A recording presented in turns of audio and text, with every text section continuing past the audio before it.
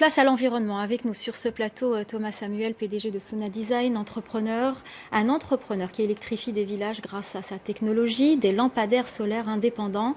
Il est avec nous sur ce plateau. Merci beaucoup. On vous avait déjà accordé un reportage sur France 24 dans l'émission Élémentaire et c'était un reportage qui se déroulait au Sénégal où vous travaillez. Je vous propose qu'on regarde un extrait et on en reparle juste après. Aucune chance que le réseau électrique n'arrive un jour sur cette petite île. Le village est pour Thomas un test grandeur nature. 12 familles sont éclairées depuis quelques semaines grâce à ce système unique. Un lampadaire qui éclaire une place publique et qui envoie du courant dans les quelques maisons qui l'entourent, un nanogrid. Au village, Martine a été une des premières à en bénéficier. Elle a payé l'équivalent de 30 € pour l'installation.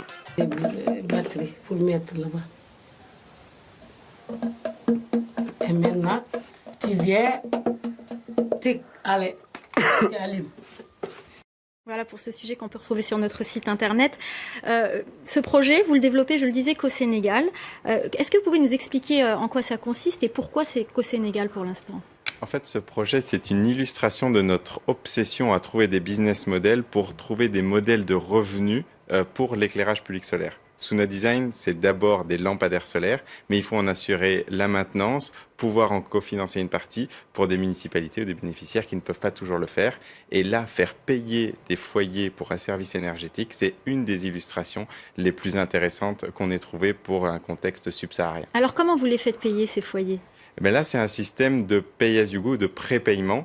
Les gens vont acheter un jour, une semaine, un mois d'électricité en avance et participer au remboursement de l'infrastructure qui est ce lampadaire solaire que dans ce cas précis, nous préfinançons.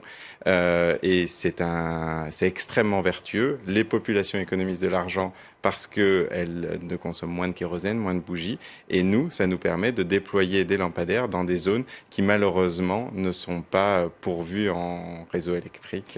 Alors ça, c'est ce que vous avez développé au Sénégal, mais qu'est-ce que vous développez globalement ?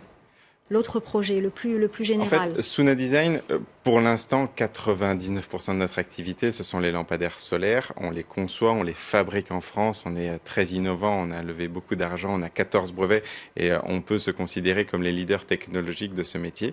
On en déploie beaucoup en Afrique du Nord. On a fait de très très beaux projets au Nigeria, au Togo, au Bénin, que ce soit pour des agences, des États, des municipalités. Et on a vraiment une ambition d'éclairer des villes, des quartiers, des smart cities africaines, mais il me tient particulièrement à cœur de trouver les moyens d'apporter de l'éclairage et les bienfaits sécuritaires, sociaux, jusque dans les villages les plus reculés. Alors justement, vous le dites, vous ne faites pas de l'humanitaire, vous faites des affaires, mais tout de même, il y a quand même une partie un peu humanitaire, j'ai envie de dire, parce que l'électricité, ce n'est pas qu'un confort, c'est aussi une question importante dans le secteur sanitaire, pour les hôpitaux. On le voit d'ailleurs, pas dans l'extrait, mais dans le reportage que vous a consacré Élémentaire. Vous faites quand même un petit peu d'humanitaire, quelque part. Il y a des impacts environnementaux et sociaux très importants. L'éclairage public, ça apporte un confort dans les villages, particulièrement celui-là que je connais très bien.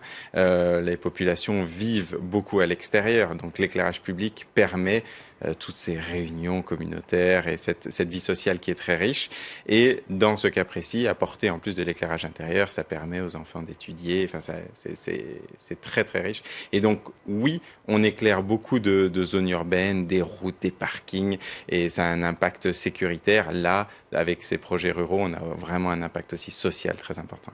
Alors, quels sont vos autres projets dans les autres pays du continent ?